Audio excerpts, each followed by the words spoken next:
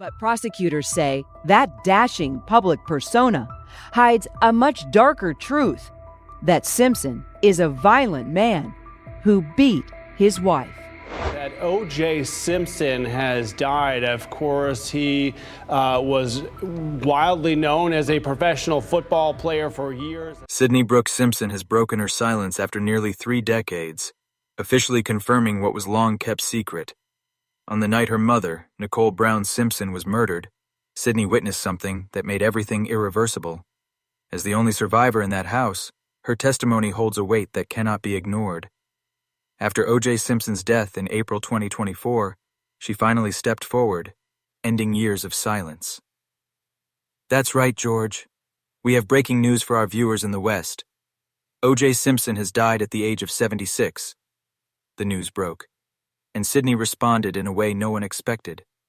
She released a statement that settled the long-standing debate about her relationship with the father who divided a nation. What Sydney revealed not only exposed a horrifying truth, but also closed the door on a bloody and silent chapter of her life. In a recorded statement released after O.J.'s funeral, Sydney recalled the night of June 12, 1994, with haunting clarity. I heard heavy footsteps across the floor, a crash, a scream. Then there was a long silence. She remembered a large male figure standing in the doorway to the backyard, blood on his hands. She later identified that figure as her father, O.J. Simpson. I knew it from that day on, she said.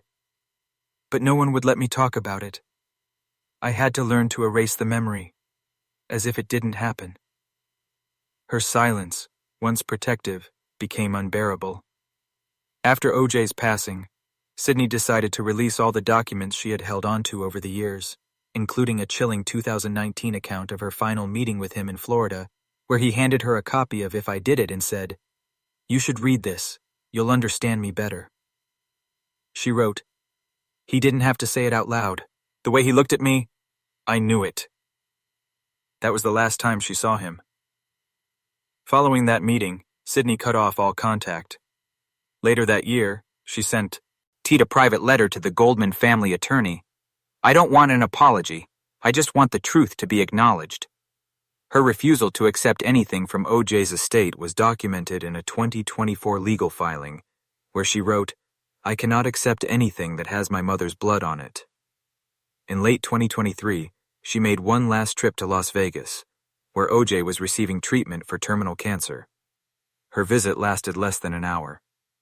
According to a transcript, Sydney told an aide, "I didn't come to forgive him. I came to let him know that I still remember." O.J., though unresponsive, reportedly shed tears. Her final words were, "I am no longer your daughter." Sydney's decision to disown all remaining assets, joint investments, family holdings, and inheritance, was formalized in May 2024. In her final statement, she made it clear, whether it is legal or not, it is morally wrong.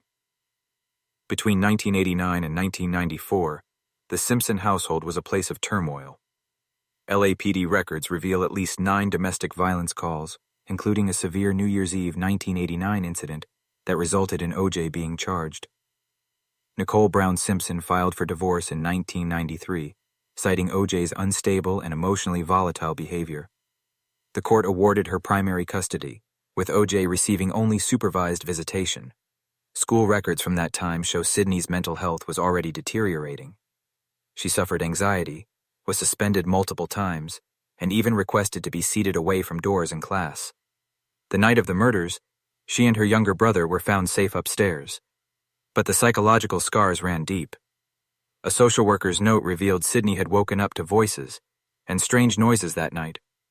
That note became part of the emergency court file, a quiet testament to the trauma of a child who had seen too much and was forced to forget it all. After the events of 1994, custody of Sydney was transferred to her maternal grandmother, Juditha Brown. A 1995 Child Protective Services report revealed that Sydney struggled to adapt to her new school environment, often refusing to interact with strangers. As a result, she was transferred to a smaller private facility to reduce social pressure. In 1996, a medical report from the family's therapist diagnosed Sydney with PTSD and prescribed a 2-year treatment plan. She avoided all public hearings or media appearances related to the case and declined invitations to memorial services, including the 5th anniversary of her mother's death in 1999. While attending Gulliver Preparatory High School from 2000 to 2003, her teachers noted that she kept a social distance and requested her identity be kept confidential during off-campus events.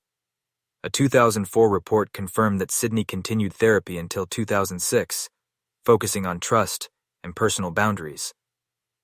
The final evaluation noted that she had made meaningful progress in building a life separate from her traumatic past. Sydney Brooke Simpson grew up under sustained emotional stress, and documents suggest that her silence was an adaptive mechanism developed early to cope with trauma.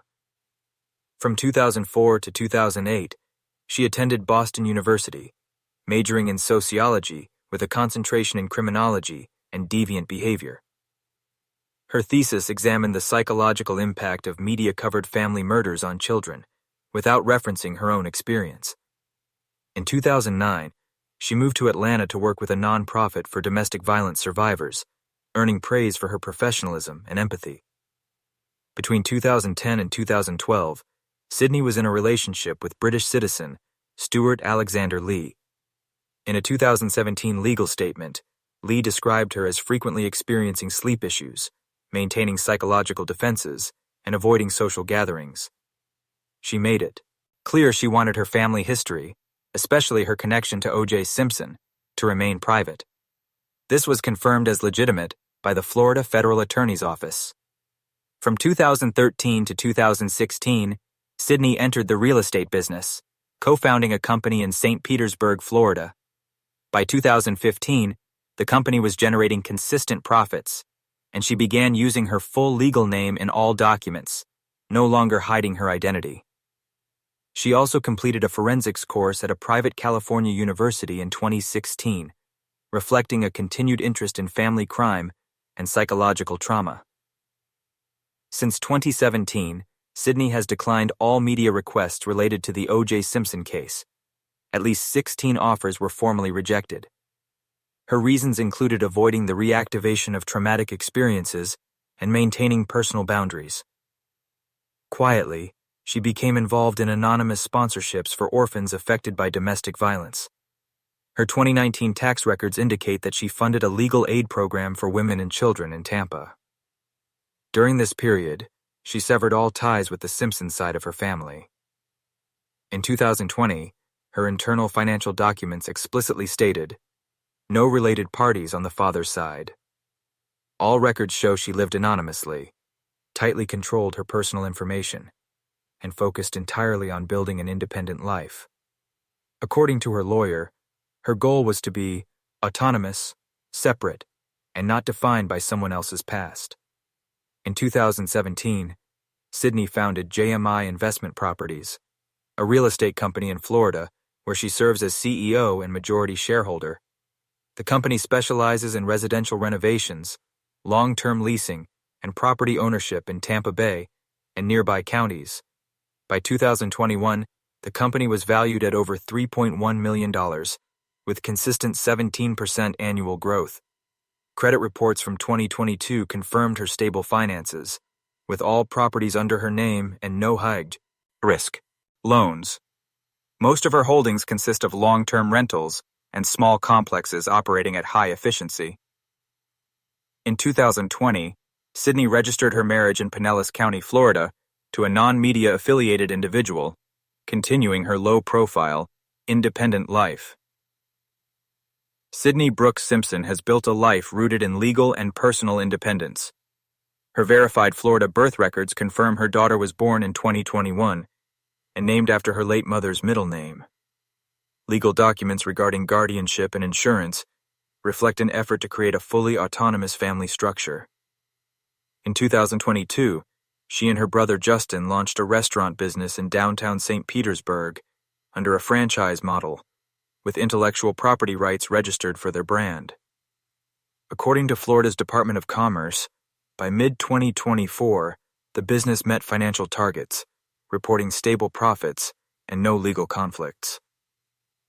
Since 2016, Sydney has retained an independent law firm to manage all civil matters, from property and child protection to business contracts, ensuring privacy by choice. Her legal files confirm that identity disclosures are restricted in all administrative and financial dealings. All TV or media invitations have been uniformly declined since 2019 through her attorneys. She also declined involvement with 3 national documentary units recreating the Nicole Brown Simpson case, citing privacy and the need to shield her family from sensitive content. Between 2020 and 2025, data shows Sydney built a stable lifestyle, founded on legal protections and full control over her identity. All public interactions are handled by third parties, with zero media presence or cooperation. These actions reveal a decisive effort to separate her current life from the past, tied to the O.J. Simpson name, which no longer appears in any of her records. Her new life is legally, financially, and emotionally detached, built on transparency, individual choice, and final closure. On April 10, 2024, O.J. Simpson died in Las Vegas from late-stage prostate cancer. His death certificate listed no mention of Sydney among his next of kin. Probate filings from the Clark County Court show she was excluded from all estate and trust inheritances. A legally authenticated disclaimer, signed by Sydney 3 months before his death, states, "I disclaim all rights to any portion of the estate, whether directly or indirectly, of O.J. Simpson." In a statement from her law firm in May 2024, Sydney defined her position toward her father. In its closing paragraph, she wrote, "I retain the right to choose what memory will survive in my life. I choose to keep my mother." All prior trust ties to her father's assets, including real estate and intellectual property, were permanently dissolved through legal waivers. Wells Fargo Bank, which manages Simpson's passive assets, confirmed in June 2024 that any portion of the estate designated to heirs was refused by both Sydney and her brother, and will now be redistributed under Nevada law via a beneficiary disclaimer clause. According to privacy monitoring firm ID Authority, Sydney maintains advanced data protection measures, ensuring her name remains unlinked to O.J. Simpson in all public or estate-related databases. Her legal records, identity, and ownership rights remain encrypted and confidential. She has completed every necessary step, renouncing inheritance rights, canceling representation, refusing funeral involvement, cutting media ties, and ensuring strict confidentiality. These were not impulsive acts, but deliberate, legally structured decisions based on self-awareness, ethics, and intent. At no point has there been a sign of reconciliation or a softening of stance. Sydney has brought a firm, legal, close to her relationship with her late father. It was no maintenance, no reconstruction, and no emotional acceptance, only clarity and finality. In choosing to step out of his long and controversial shadow, Sydney made consistent and powerful decisions that reflect emotional strength and personal ethics. In doing so, she has not only closed a difficult chapter in her life, but affirmed a lasting truth. Some pasts cannot be rewritten. If you found this story insightful, please like to support meaningful content, share to raise awareness of generational family trauma, and subscribe to our channel for more powerful real-life stories. And don't forget to leave a comment. Your perspective matters.